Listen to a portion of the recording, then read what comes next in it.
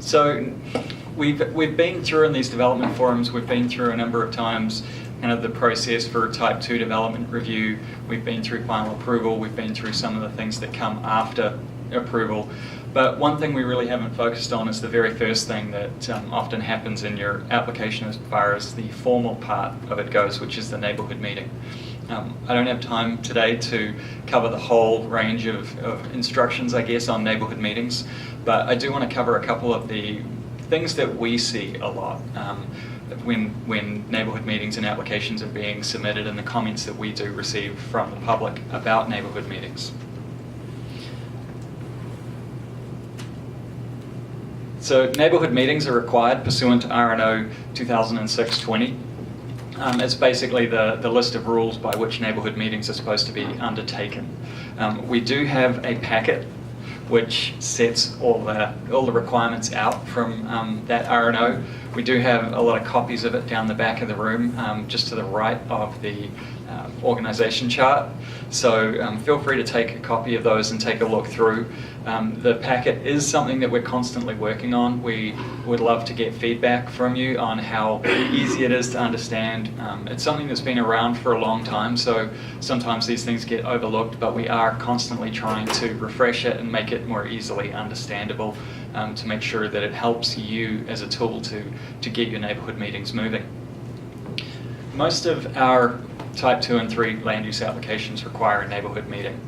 Your partitions, subdivisions, planned developments, Type 3 variances, and some of our Type 2 hardship relief variances, determination of a non-conforming use or alteration of a non-conforming use, development review, residential and commercial in most instances, and a lot of our rural applications also require neighbourhood meetings, not as many as in the urban area, but we do require them in the rural area as well. And this is a little bit paraphrased, but the purpose of our neighbourhood meetings is to provide a forum for the applicant, surrounding neighbours and interested members of the CPO to consider the proposed application and to discuss issues or concerns before the development application is submitted to the county. They're not a binding agreement, but they are a very good opportunity to speak with the public and the surrounding neighbours about what your application is going to be and provide some details. The goal, of course, of the neighbourhood meeting is to inform and encourage citizen involvement early in the development process so that the resultant development application can be more responsive to neighbourhood concerns. One of the key things that a neighbourhood meeting really can help you do is avoid delays through both letters of comment and through costly appeals at the end of a project. So a well-done neighbourhood meeting can be a really important tool to helping move your development forward. Again, we do get a lot of comments from the public, and the minute that the neighbourhood meetings occur, or actually the minute that the neighbourhood meeting notices go out, is when we first start hearing about applications from the public. So we always know when there's been a neighbourhood meeting that's not been run well, because we get a lot of phone calls, we get letters, we get the complaints, and what that tends to lead to is an application where we get a lot of comments as well, and I do believe increases the likelihood for appeal. We get a lot of comments, well, I shouldn't say a lot, but we do get comments along the likes of, they weren't prepared to answer my questions, they didn't have a lot of information about the development, they didn't have plans to show me. I really do believe people get most upset and fear things that they don't understand and that they don't know about. So if people aren't getting the required level of detail, they become concerned and immediately become, I guess, defensive. On the other hand, I can think of two projects that were very controversial recently, where the minute the neighbourhood meeting notice did go out, we started getting letters of comment. We started getting phone calls, multiple phone calls. People were banding together as a community to oppose this development. And remember, the application hasn't been filed at this stage. All people have said is we're going to have a neighbourhood meeting. So to those people, when they comment and when they call me, I tell them, look, this is your opportunity to speak with the developer and let them know your concerns and work with them. There may be ways to mitigate your concerns, or just getting more information about the development might help you out. We've forwarded those comments where we can onto the applicant so that they're aware of the comments.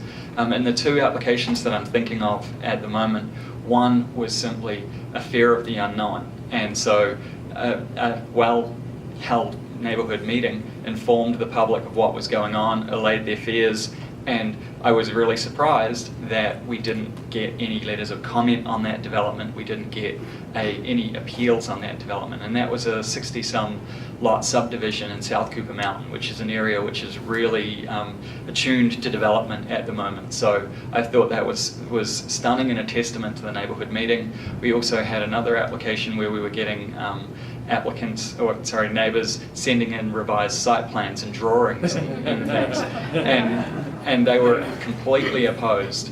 There were chain letters coming in to me within days of the neighbourhood meeting notice, and we didn't receive a single letter of comment. We didn't receive an appeal because the site plan was significantly modified to accommodate the concerns of the neighbours. So they can be a really powerful tool. So just remember that. Some people see them as kind of the first step and something to get out of the way before the application is submitted, but in reality they really are an important tool in informing your application. So as far as the requirements, I'm going to run through these relatively quickly, but we have again been noticing that we do receive the notices and we do go through them to make sure that there aren't any flaws in them, and we are noticing that a lot are starting to miss some of the key things that the R&O requires to be in those notices. And so what that results in is us asking you to send out the notice again with the complete information. So the things that you do need in your packet: your letter to the neighbourhood, your official tax map or GIS maps, the 2-page letter titled Welcome to a Neighbourhood Review Meeting, and the Type 2 and 3 procedures chart. All of those are on the screen there. You won't be able to see them, I'm sure, to read what they are, but again, they are all located within the handout. So if you take a look through there, there's the list at the front also of what needs to be in your mailing. The other thing that you can do, those are the minimum, that's the minimum requirements for sending out in your neighbourhood meeting. You can add additional site plans, elevations, whatever else you feel gives the public more information to be able to understand what the development is. When you submit your application back to us for review, you need to include with that a copy of the notice to surrounding property owners, a copy of the meeting attendance roster, a copy of the meeting notes, a copy of the official mailing list, a signed affidavit of the mailing and posting of the required notice, and a signed affidavit of the mailing of the meeting notes to the CPO chair. So that in total is 3 affidavits. All of those again are included in the packet. Now, just a couple of tips to end. There are lists again of tips and recommendations for running an effective neighbourhood meeting included in the packet, but these are some of the things that again come up frequently that it's useful to know. The first is that your neighbourhood meeting must be held at least 20 days after your notice is sent. We can't reduce that amount. It can be held 24 days or 25 days or longer, but it can't be held sooner than 20 days after that notice is sent. Your application must be submitted within 180 days of holding your meeting, and it really is heartbreaking when people come in on day 182 to submit their application. It seems so close, but we're really not doing you a favour letting you submit that, because again, we're just opening you up to the possibility for appeals for failing to follow the requirements. It is recommended that you do not hold your neighbourhood meeting on the same night as the CPO meeting for your area, although you may hold your neighbourhood meeting in conjunction with the CPO meetings. The CPOs, like anybody, like we all are pressed for time, and so it's very difficult for them to get to the CPO meeting and to neighbourhood meetings. It's not a requirement, but it's certainly something that we encourage that they not be held on the same day. The starting time is weekdays between 6 p.m. and 8 p.m. or weekends between 9 a.m. and 5 p.m. and neighbourhood meetings shall not be held on legal holidays. Now, unfortunately, legal holidays include things like Veterans Day, when the rest of you are usually working and we are closed. Unfortunately, that is a legal holiday, although it doesn't necessarily always seem like it, and you would be required to have your neighbourhood meeting on a different day. So just be aware of that. And lastly, I really hope that everybody views neighbourhood meetings as an opportunity to build partnerships in the community and trust within the community.